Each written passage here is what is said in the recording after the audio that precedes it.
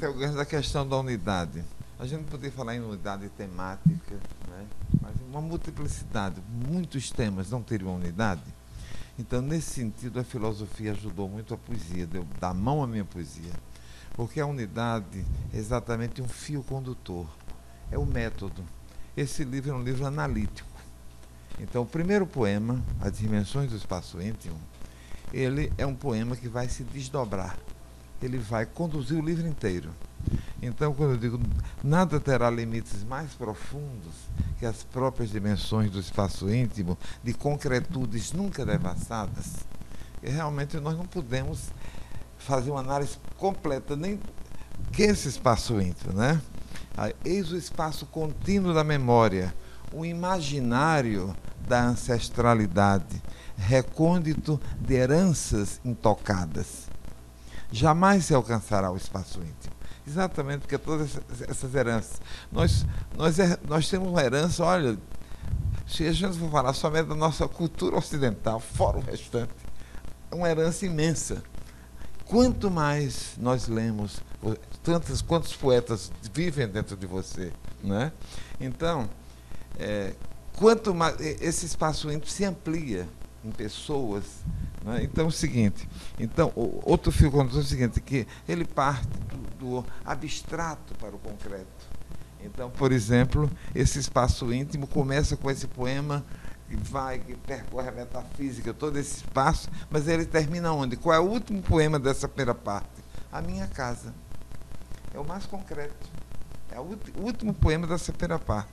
A minha casa é onde eu sou, meu habitat natural. É onde eu fui e onde estou sendo a futurar o despertar dos sonhos.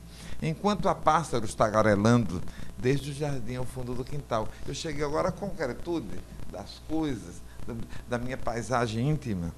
A minha casa é onde viceja a esperança, como o exalado jasmineiro branco. Está lá, meu jasmineiro. Como o exalado jasmineiro branco, em cheiro branco, anunciando o novo florejar. A minha casa é quem está comigo, vive comigo, é quem habita em mim. São meus amores, novos e antigos, os que me fazem ser tal como eu sou. A minha casa é guardiã de histórias, de idas e vindas, mansas trajetórias nas estações do frio e do calor. A minha casa é o pasto das lembranças, compartilhadas, sempre renovadas, como se fossem nossas refeições, alimentando de felicidade as nossas almas, nossos corações. A minha casa é o porto mais seguro. A minha casa é a estação do amor. É o meu refúgio, a minha fortaleza, sempre guardada pelos anjos do Senhor. A minha casa é o meu real abrigo. É onde eu vivo, é onde estou, é aonde eu vou, pois minha casa sempre vai comigo. A minha casa é quem de fato eu sou. Então, cheguei à concretude do espaço íntimo. Quer dizer, não é só abstrato, mas se você percorrer tudo isso aqui, você vai ver os meus pais, todas as pessoas que estão em mim, os meus pais, aos meus irmãos, o espaço dos meus filhos, tá? Né? Então, isso aqui, essa primeira parte todinha é o quê?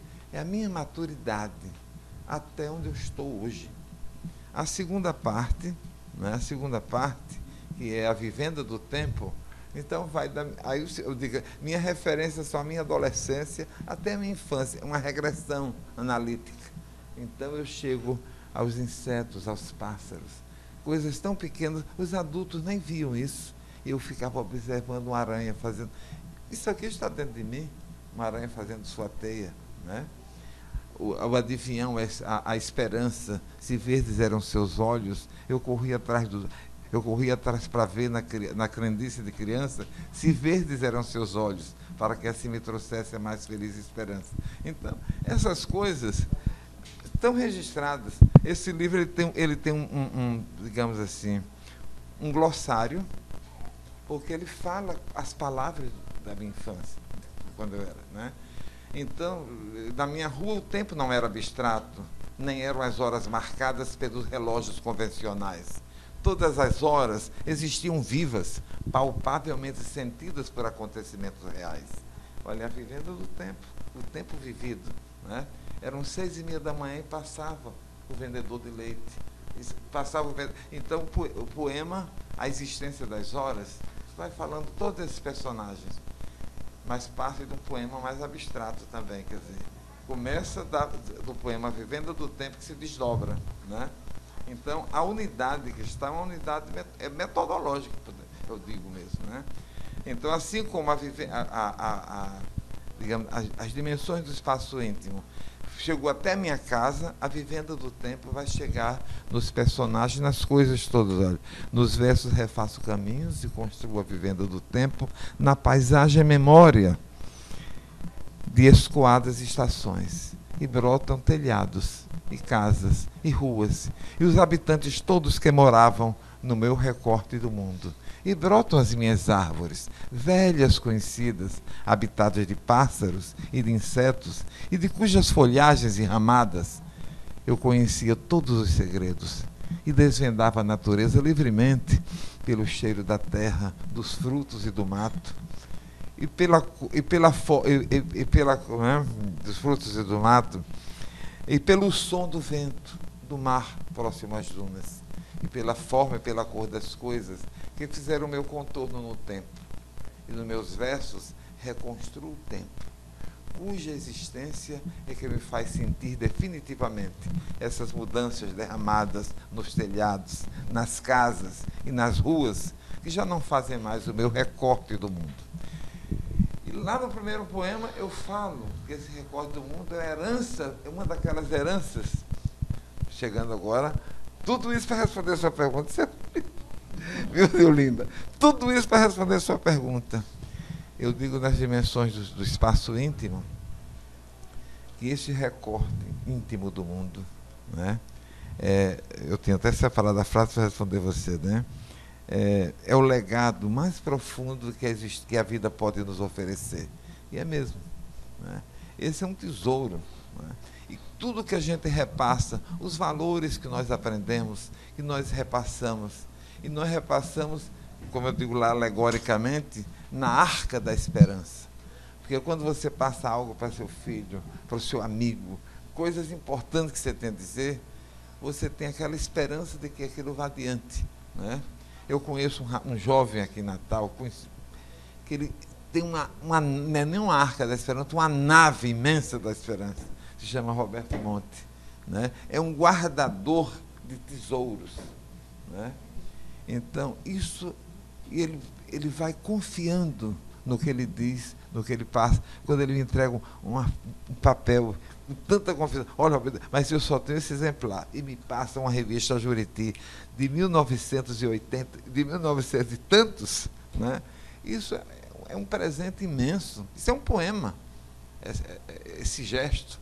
Então a gente tem que perceber que são essas coisas todas que a gente passa dentro. Por isso que é tão inatingível. Então, às vezes, a angústia de você querer dizer as coisas, né? Então, você não pode dizer tudo só no poema, né? Por isso que o poema, um dos poemas finais diz assim, né? Olha que soma.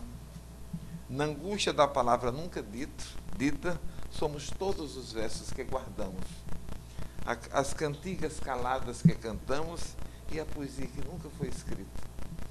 Porque muitas vezes aquilo que você mais queria dizer, você ficou sempre naquela angústia de querer dizer, né? Essa angústia que o poeta sente, né?